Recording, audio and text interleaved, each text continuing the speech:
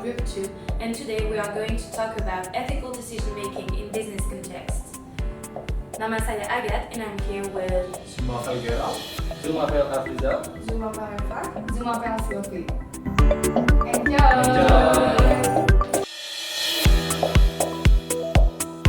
Nama saya Agat. Zumavel Gerald, Zumavel Afrizal, Zumavel Eva, Zumavel Sylvie.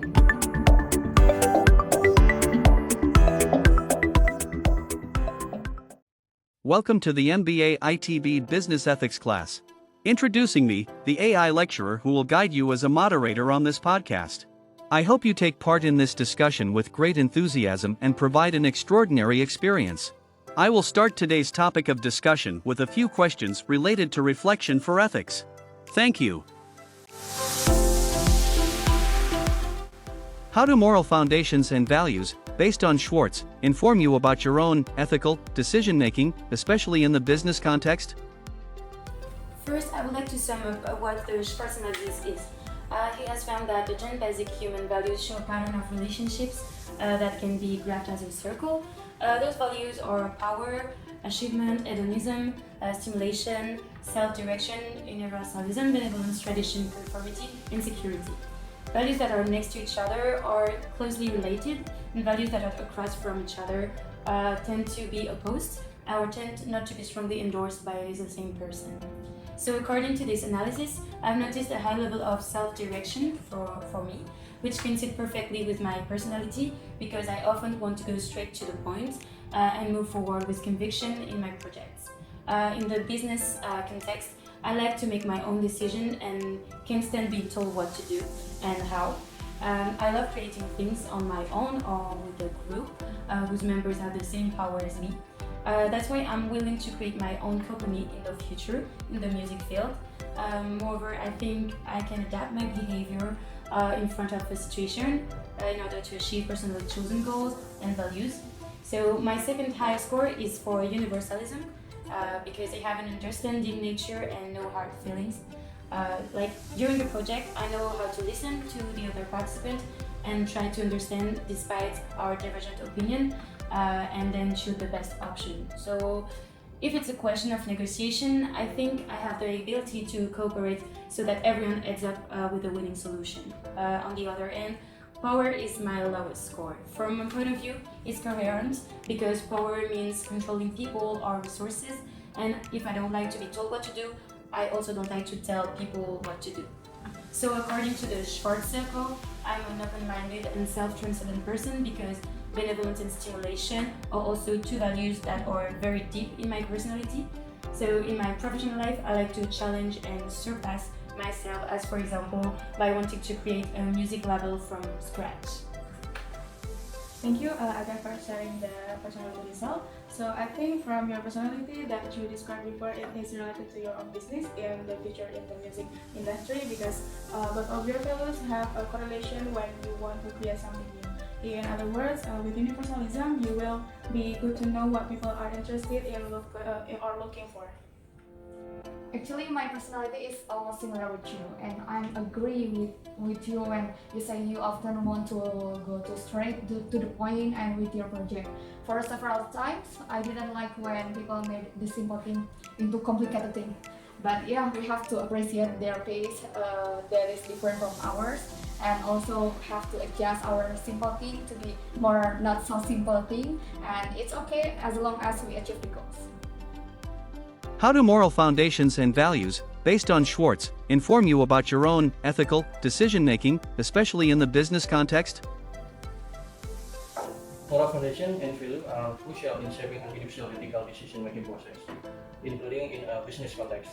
Schwartz value theory is a useful framework that can help us to identify and prioritize their value when making decisions.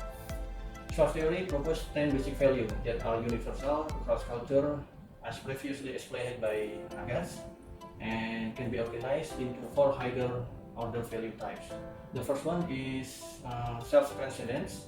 It's concern for the welfare and interest for others, including universalism and be benevolence for those who close to oneself. And the second one is self-enhance. They are focused on personal achievement and success, including an achievement personal success through demonstrating compete, power, and heroism. And the third one is openness to change, a willingness to embrace new experience and ideas, including stimulation and self-direction. And the last one is conservation. They are focused on maintaining the status quo and preserving traditional value, including conformity and security and stability. When facing an ethical dilemma, we can use Schwartz values theory to identify the most important value and consider how those values may conflict. For example, as a business leader in my company who value as benevolence, I may struggle with a decision that put profit above the well-being of employee or environment. On the other hand, as a leader who value power, I may have to prioritize the company financial success over the other concerns. So, by understanding our value and moral foundation, we can develop a framework for making ethical decisions that align with our personal belief and principle without sacrificing employee or company goals. This can help us navigate complex ethical dilemma in a business context and make decisions consistent with our value, even in the face of pressure to prioritize other considerations such as profit or corporate reputation. That's all for me. Any comments? I totally agree with you, Frizal, and I'm sure that thanks to this theory, we understand that people are all very different and our values can create conflicts between each other. So our values shape our behavior and then our relationships. I think it's important to highlight the idea that depending on the culture, values are prioritized differently. For example, in French tradition, conformity and security had the lowest score when I compare it with my French friends. And on the other hand, I think it's more likely to be the case in Indonesia. So, what do you think about that? Thank you, Agat. You are right. You have highlighted the idea that values are prioritized differently depending on culture. This allows that we are aware of cultural diversity and tolerance. You also compare France and Indonesia in terms of their score of conformity and security, which are part of the conversation group. You have suggested that France has a lower score than Indonesia on this value. This is implied that France may value more openness to change and self-enhancement than Indonesia. Yeah, I agree with both of your opinion about different point of view in values between Indonesia and France because I've heard some of the story from my colleagues who have experience in living in Netherlands. He told me it can be said that the Netherlands has almost the same values as France, but has different values from Indonesia. How do moral foundations and values, based on Schwartz, inform you about your own ethical decision-making, especially in the business context? So after I read several journals, I found that when we as a stakeholder in business implementing some business ethics, it helps to reduce unnecessary costs and achieve many more long-term goals. And then employees will take joy in their job if a company is well run. And business ethics is concerned with the innovation and creativity or of moral norms in the business environment. So there are several beliefs that contribute to business success through ethical action. Another particular concept that may be practiced for developing ethics is moral foundation theory, right?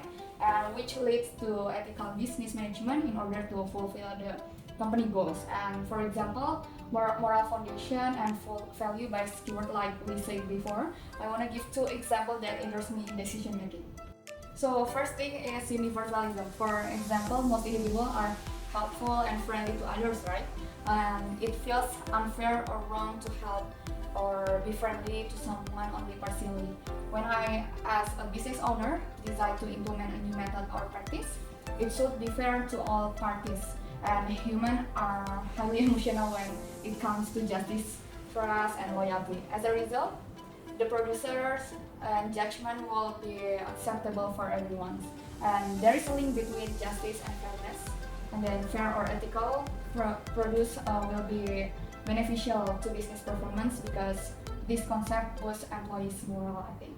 And then for the second one is power. For example, as people engage to society, their leadership controls it while respecting tradition and authority.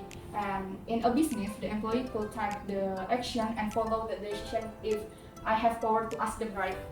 And then I feel like when I run a business, I should expose our power to employee, but should align with the moral foundation. And then when organizational implements the moral foundation, it offers the framework for trust, collaboration, and dedication to action. As a result of improving an organizational ethical practice, business ethics assists in keeping of top employees, minimize the risk, and the employee of reputation and the alignment will be meet the goals. I just would like to ask about your result in personality test that we have already done in previously in class. And what do you think about your results? Does it inform you about your own decision making ethical, especially in business context? In my personality test is authority, and it concerns respect to authority and rejection of insubordination, I think. And since I am a perfectionist, if I have a project, then I want the project will be finished perfectly or at least near my expectation. So it would be lovely when I have the authority to arrange everything in a business context or something else, and it also makes me confident to do the job. How do moral foundations and values, based on Schwartz, inform you about your own ethical decision making, especially in the business context? Inform me a lot about how situational factors such as organization, peer, leader affect our individual factors like our values, moral identity, cognition, emotions, and making decision behavior choices which are ethical or unethical. For example, I have care and fairness environment in my life since I was a child. From the personality test that I take, I got care and authority in the highest score, and it affected me a lot when I'm growing older, and it was proven. I take more wisely and seeing other person or people's perspective when I was a sales team leader, and I always told my salesman for telling the truth about our product because I believe that trust is the most important thing for building engagement with customers. And from Schwartz value scale test that I think I got achievement, benevolence, and conformity in the high score, and it helps me for knowing myself better. In business, I always eager to be the best in any aspects, but I always care and respect about social and people's perspective. Is it ethical or not ethical? And it is really affecting me for my decision making and makes me more wise to take the path. And yeah, I think it affects you a lot to be a grown man and always thinking of others before you decide something. And I hope you always do ethical thing in your future, and but also don't forget to make it fair for yourself too, and especially in business context. Good explanation, Gerald. Your explanation shows us that you have a strong sense of care and fairness about moral value. You also value that authority, achievement, benevolence, and conformity according to the Schwartz value score. And this value inform you decision making and behavior choice in various situations. Furthermore, how can moral foundation and value make you confidence to make the best decision in business without having to sacrifice the people around you or environment? So moral foundation and values can make me confident because it has built into myself values for listening to other people's perspective and appreciating every opinion with listening and not being closed-minded, so we are more belonging to the others and avoid unethical behavior in any situation. As a result, how do moral foundations and values, based on Schwartz, inform you about your own ethical decision making, especially in the business context? So I think I have a different result from all of you. My moral foundations and values based on Schwartz have stimulation, conformity, and benevolence values as my highest score, and for the power values as my lowest score. And then from what I learned on Schwartz theory, stimulation means that people want novelty, challenges, newness in life, and have independent thinking. And then for the conformity value and benevolence, it is compensate each other. Conformity values promote cooperation in order to avoid negative outcomes to for self. And then for the benevolence, it is about the provide and internalize motivational base for such as a behavioral that arises, for example, likes to help or pay attention to surrounding conditions, be loyal to friends, and prioritizing friends, So both values may motivate the same helpful act either separately or together. And then in the business context, I think when I have a discussion with my coworkers about our project, we have to decide which one of the best solutions will be implemented. So I combine their opinion and give the midpoint of what has been discussed. In other words, I'm good at listening to what they expect of myself and try to prioritize their expectations with cooperation and support.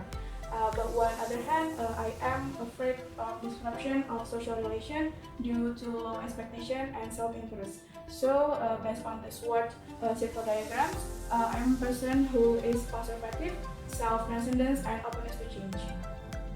Thank you, Eva, for sharing.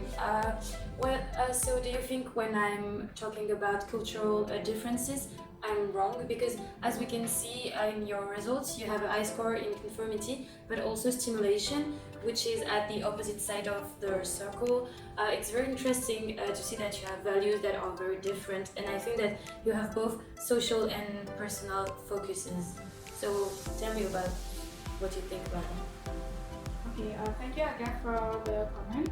It is very interesting when you ask about the topic of cultural differences. Actually, I'm very curious about my topics of conversation, including the cultural differences, because it can help me to get know their social life, social culture, and more. And that's for my view. I think with the results of the opposite score value being one of my strengths. When I meet new people, my character is more inclined to conformity, which suppresses my behavior in front of them to avoid negative actions. When speaking and over time is my character will be more inclined and stimulation because they have positioned themselves when interacting with various kinds of character. Wow, Eva, thank you for sharing.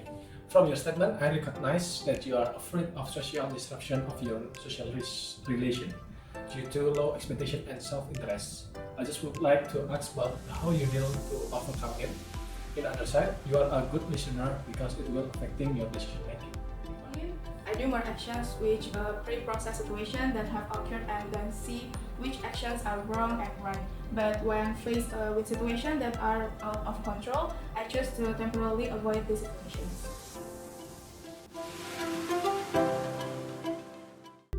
What are your strategies to avoid moral neglect, moral justification, and moral inaction in your organizational or business decision making? You should define clearly the missions attributed to an employee. Indeed, a person would feel less concerned by the consequences of his job if the missions are not well described and not directly pointed to him. The company could set a sensibilization campaign towards employees to confront them to the consequences of their action. For example, workshops on harassment or the environment could really help employees to assimilate what is right or wrong. So, for moral justification, it can induce people to bypass self-sanction and violate personal standards. That said, there are some ways to avoid these kinds of attitudes.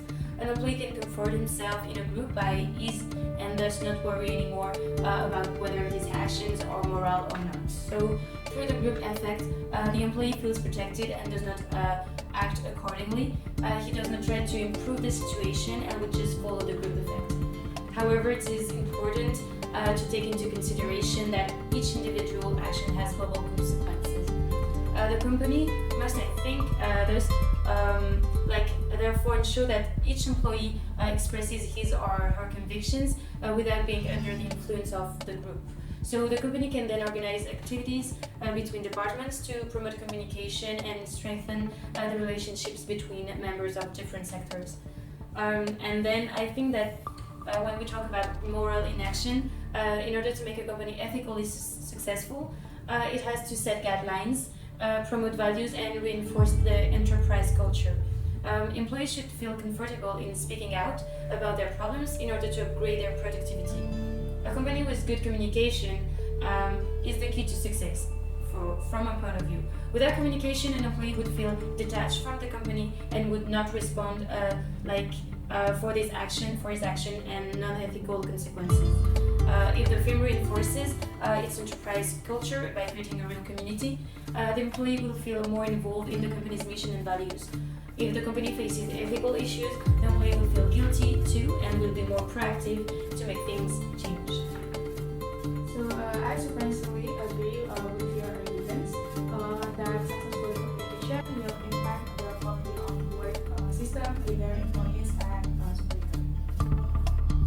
for explanation again. You have a good understanding of that, and you have provided some example of how this phenomenon can affect employees' ethical behavior and how companies can prevent or reduce them. And I agree that company with good communication is the key of success because it can enhance the performance, satisfaction, and collaboration of employee and the leader. What are your strategies to avoid moral neglect, moral justification, and moral inaction in your organizational or business decision making? Based on my knowledge, moral neglect, moral justification, and moral inaction are some factors that can lead to unethical behavior in organization or business. An example is when leaders ignore or violate ethical rules or norms because they think they are above them. This can lead to corruption, fraud, or abuse of power. And then, my possible strategies to avoid this factor are, for the first one is for moral neglect. I will be aware of my own bias and motivation that may blind me to ethical issues. Seek feedback from others who have different perspective or value, and review for my decision for potential harm or injustice to others. For the second one is for the moral justification. I will avoid rationalizing my action by appealing to moral rules that may not apply or be relevant. Consider how my action affect the stakeholder and whether they align with our core values, and then seek objective evidence or data to support our decision. For the last is for moral inaction. I will overcome my fear, inertia, or indifference that might prevent me from taking action when I see something wrong. Develop a sense of responsibility and accountability for my action and their consequence. So, seek support from others who share our ethical standard. Maybe that's all for me. Nice, Mas Afrizal. I totally agree with you. But do you have something for the people that have ever faced in unethical situation, but now they are dealing with one of these moral neglect, moral justification, moral inaction? How can they avoid it? That's a good question, Gira. Unethical situation can be challenging and stressful to deal with. There are some tips for people that have not ever faced unethical situation.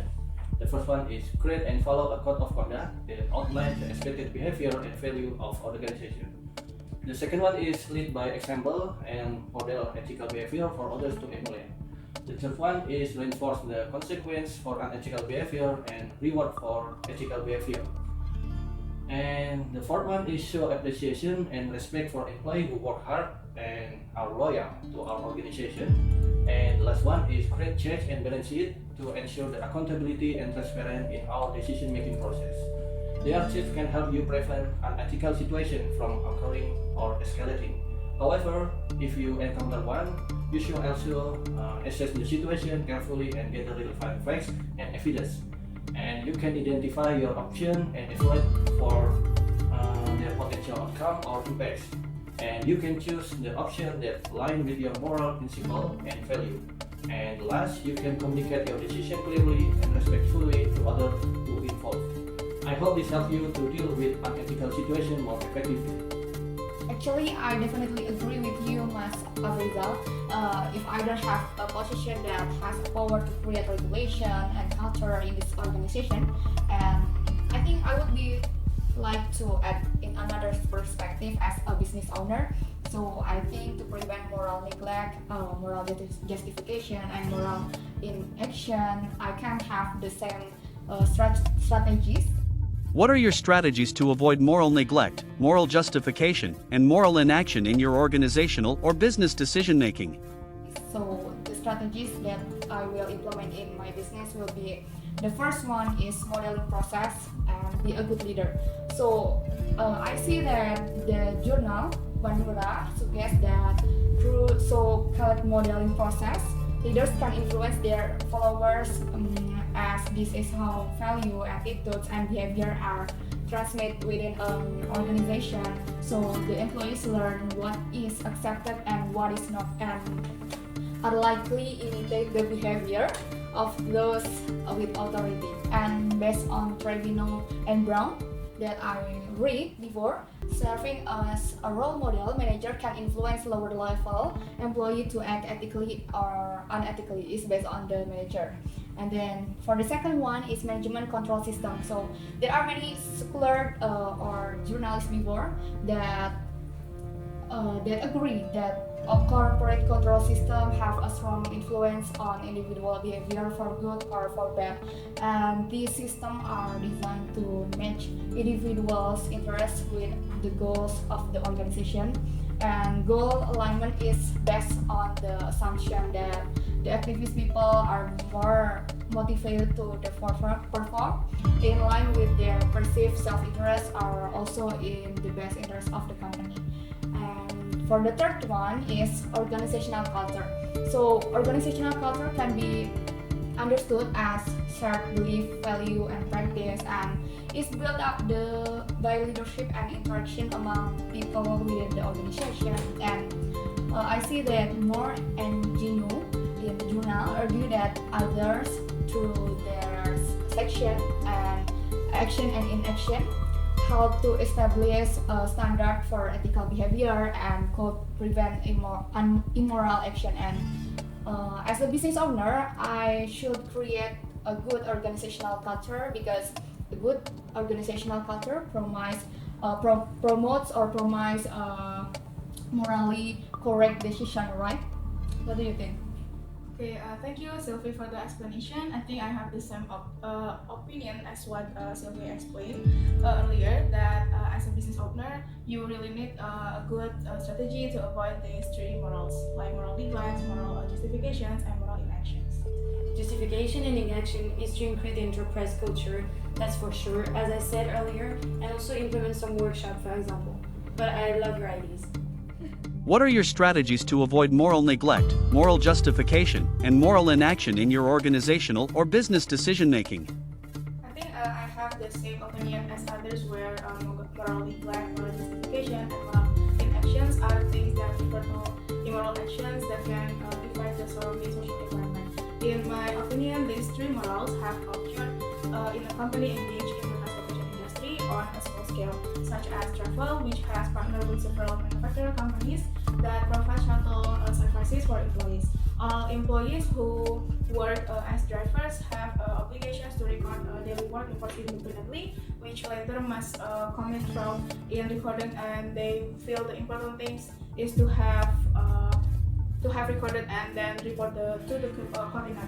Seeing this behavior based on my experience, I have contributed as a field coordinator in the same industry. Will carry out evaluations and then adjust employee work roles that apply in the company, and improve good communication with employees, and impose new rules for employees who commit fraud, such as reduce the ratio of work where the income generated will also decrease, and then employees who commit unethical actions will feel guilty, and other employees will support the change.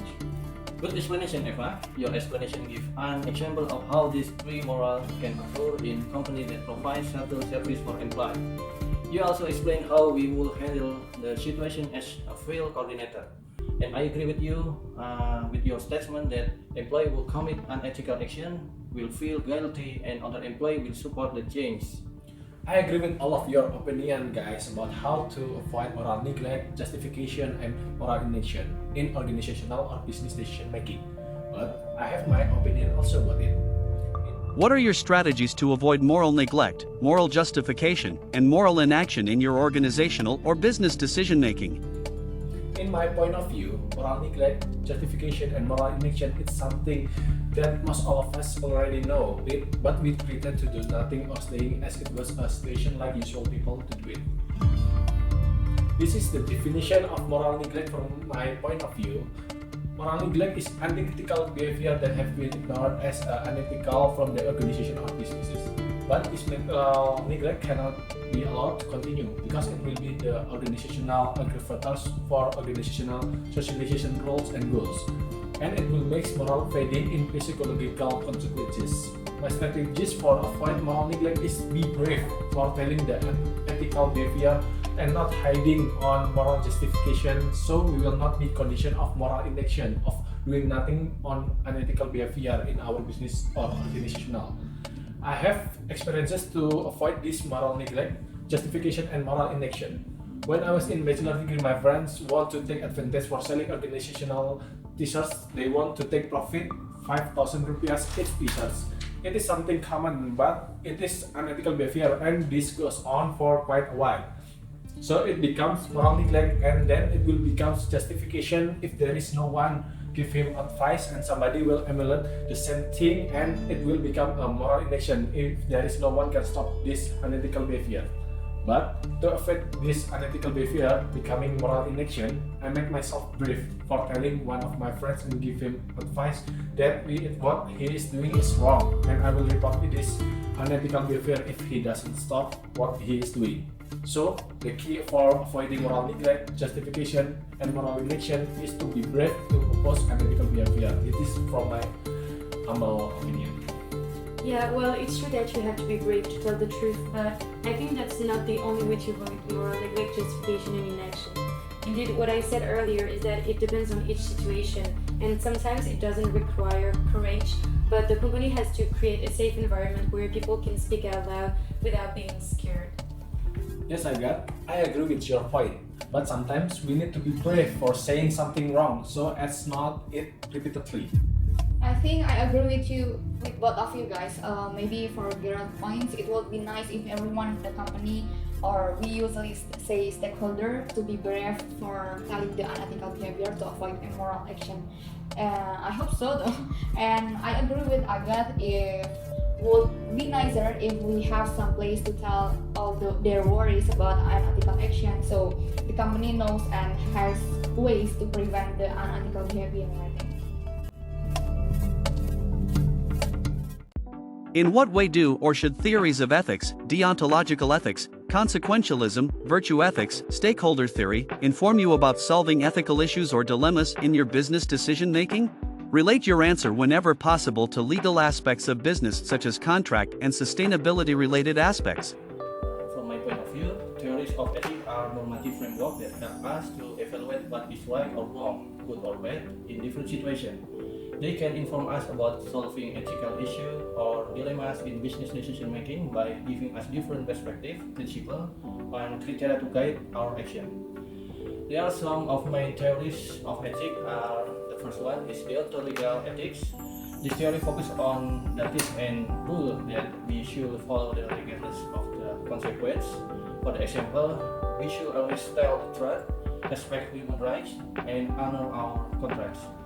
The second one is consequentialism. This theory focuses on our action, outcome, and effect on ourselves and others. And for the example is we should choose the action that maximizes happiness, welfare, or utility for most people. And the third one is virtue ethics. In this theory, we focus on character and value we should cultivate to become good person. For the example, we should act with honesty, courage, justice, and wisdom. And the last one is stakeholder theory. This theory focuses on relationship and responsibilities that we have toward different group or individual affected by our decision. For example, is we should consider the interests and needs for our customer, employee, stakeholders, supplier, communities, and environment. This theory can help us solve ethical issues or dilemma in business decision making by helping us identify the ethical problem or question, and then analyze the situation from different ethical perspectives, and then evaluate the alternative based on ethical principle and criteria, and then choose the best option that align with our value and goals, and we can implement our decision with integrity and accountability, and for the last, we can rely on our decision and its consequence. This theory can also relate to legal aspect of business, such as contract law or sustainability related aspect by helping us understand our legal obligation and rights, as well as their moral foundation. And the second is avoid legal risk or dispute by acting ethically and responsibility. The last one is it can promote social justice and environment protection by respecting human dignity and natural resources. That's all from me. Thank you. Oh, I see. Thank you, Mr. Friza, for the explanation. I think you have a lot of experience of handling this unethical issue. Would you mind to share with us about one of your experience? I think.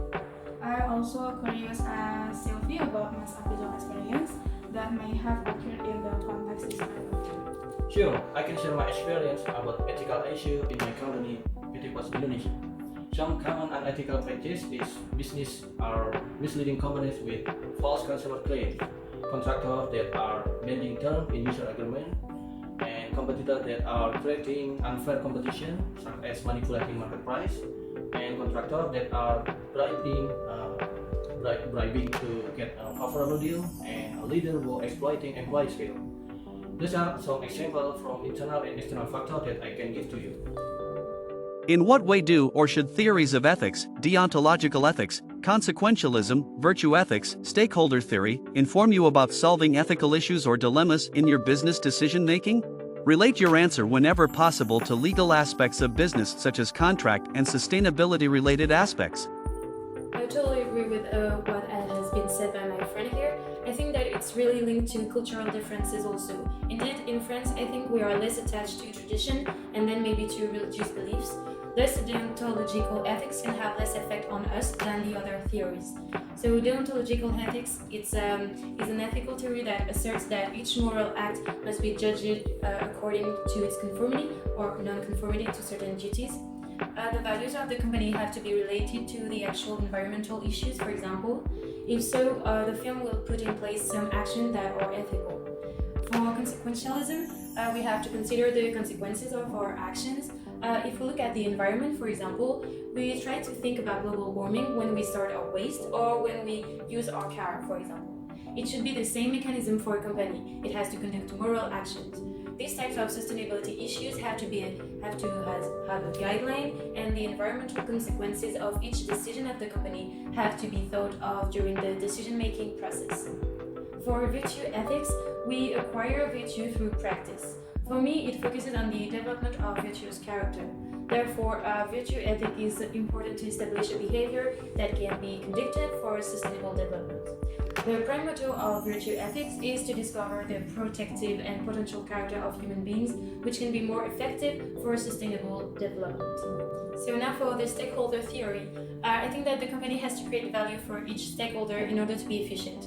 Like, if people feel good, they will be more involved in the company's issue, and then every stakeholder will agree to solve ethical issues. They can create contracts in order to assure them that their stakeholders will be more ethical.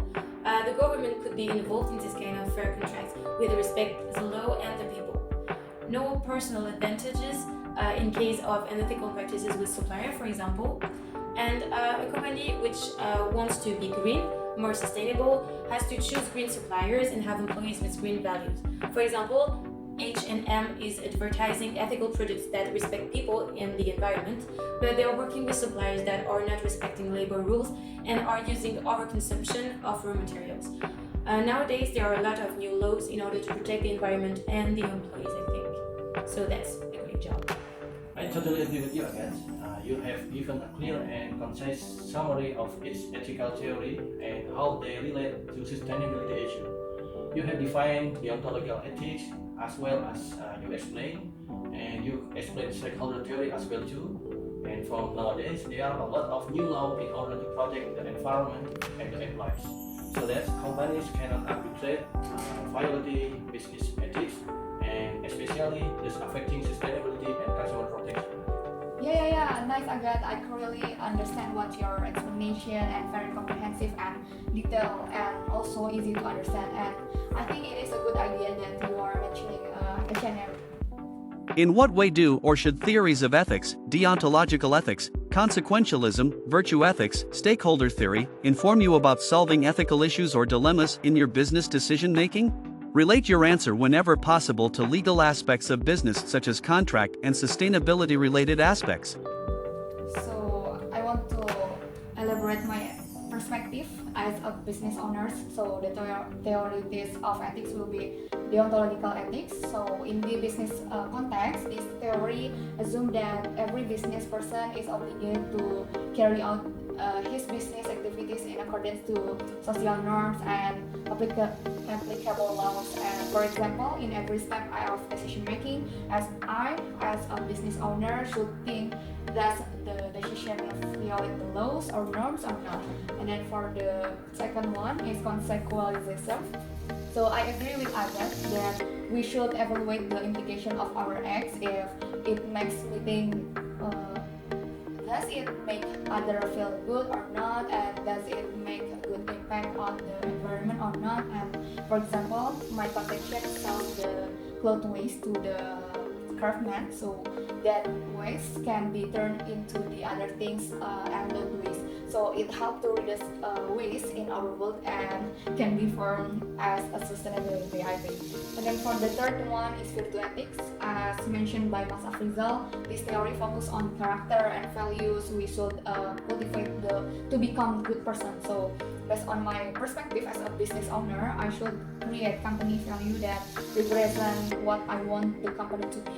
But I have to think the value must be aligned with the virtue ethic. For example, I want honesty and accuracy to be the main fundamentals in my company and attach it in their contract. So therefore, it can state as a legal force, I think. And then for the next one is stakeholder theory. So to be efficient, the organization must provide value for its stakeholder. For example, I should consider the needs of the employee and then do they need a new machine to sell the clothes, or maybe do they need the other facilities to make the production more efficient, I think. Maybe any comment for you guys? Wow, great Sylvie, thank you for your perspective. Now, the more I know. Thank you, Sylvie, for your explanation. I think it is really quite enough about what's your opinion in this context, and I guess it will be useful for your own business. In what way do or should theories of ethics, deontological ethics, consequentialism, virtue ethics, stakeholder theory, inform you about solving ethical issues or dilemmas in your business decision making? Relate your answer whenever possible to legal aspects of business such as contract and sustainability related aspects. Okay, so I think for the word that I know, the deontological ethics, as described in the employment contract, will be regarded as a benchmark of what is right or wrong in the business context. If they do what is followed in the employment contract, then they will be considered right. Vice versa, this is one of the actions. This is one of the applications of the deontological theory, which is based on the rightness or wrongness of the actions themselves, inherent in the actions themselves. And then for the consequentialism, a company must be considered when designing an employee contract. If the contract goes well, it will create something profitable, as well as the rule that must be obeyed. Each person's actions in the company will surely cause something that can be profitable or harmful. And then for the virtue ethics, in business context, this moral will be reflected as company value. A company must have rules in running the business, something like to behave to our CEO, managers, employee, or any stakeholder as well. I think it's related to my CEO that she always applied the rules of several religions, including applying it into the company's culture, and appreciated the difference like timing for playing in the first 30 minutes and the food that we will serve in the cafeteria office. And then for the last is about the stakeholder theory. I think a company must be able to cooperate with each other so that every goal of the company can be achieved, especially for the CEO of the company, which must have a good relation with its stakeholder. It related to stakeholder theory, which based on consideration of stakeholder in making decision, could be identify and research a problem in the company, could be as instrument to achieve company's goals like selling target, the amount of profit, and etc. Could be having intrinsic value or when making decision in every situation. Yeah, I think that's all my opinion. Well, I have nothing to add, I think, because everyone really well described those theories. I just want to add that these theories lead us to consider our actions by thinking more about the consequences that it will create, both environmentally and socially, for example. In what way do or should theories of ethics, deontological ethics, consequentialism, virtue ethics, stakeholder theory, inform you about solving ethical issues or dilemmas in your business decision making? Relate your answer whenever possible to legal aspects of business such as contract and sustainability related aspects. I totally agree with all of your opinion, guys, about the theories of ethics that inform us about solving ethical issues in business decision making, and I will share from my perspective too. In my perspective, deontological ethics is an ethical theory that uses rules to distinguish right from wrong. Consequential ethics is an ethical theory that judges whether or not something is right, what these consequences are. For example, when I was in oil and gas industry, there are a lot of exploration that harming the environment, but companies should make a cautious strategy for environmental issues. That's why There is a contract based on Undang-Undang Nomor 22 Tahun 2001 has made it obligatory for the company to guarantee efforts to manage the environment through the prevention and control of pollution as well as recovery of environmental damage, including post-mining operation obligations. These efforts need to be done to maintain sustainability of the social and environment.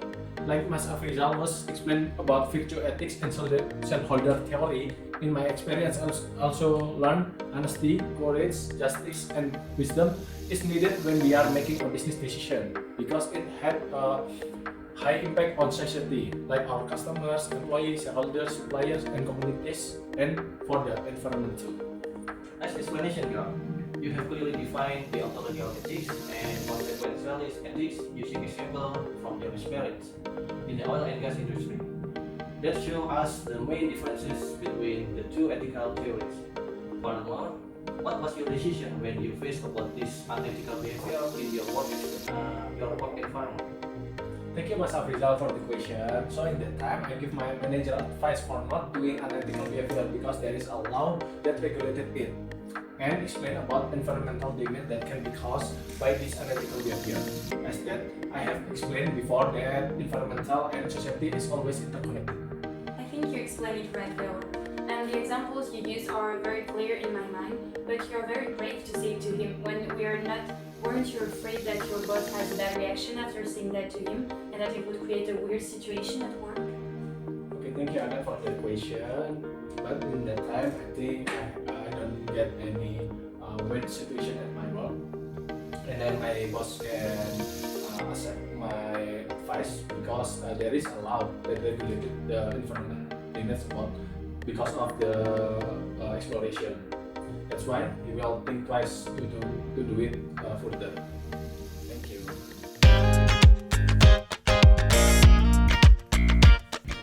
So that's the end for today, and thank you for listening to us, and see you on our next podcast.